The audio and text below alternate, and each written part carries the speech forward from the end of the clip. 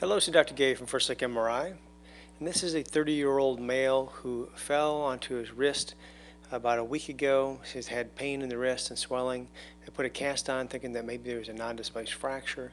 The x-rays were normal, and on this view we see some anatomy. We have the distal ulna, the radius, and over the back we have the extensor tendons, and over the front these are the flexor tendons.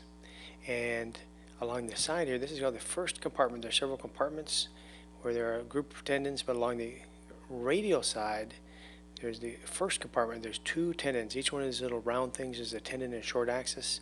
This is the abductor pollicis longus, and this is the extensor pollicis brevis.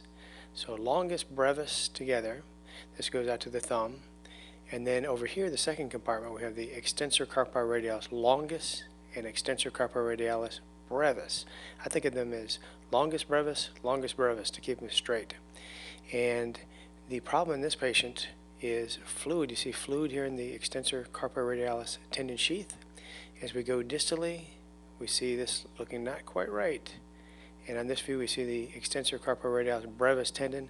Looks like it's completely torn. The tendon sheath is distended with complex fluid, and there's no tendon. You can see the other tendon here, and this tendon is completely torn. So we have a ruptured extensor carpi radialis brevis tendon.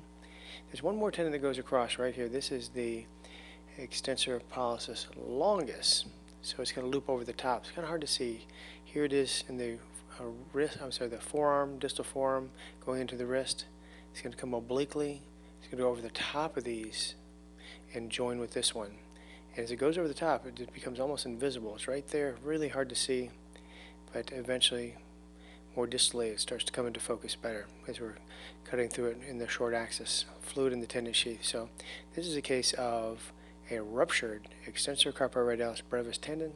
We'll try to find that on the sagittal images here. This is looking in profile, and I just saw it. There it is. So here's the tendon, kind of wavy. Normally tendons are very straight, like here it is perfectly straight. This one is lax, wavy. It should be dark, and here it's all foggy, and the torn end is about right here. So ruptured tendon, pulled back, and there is no fracture.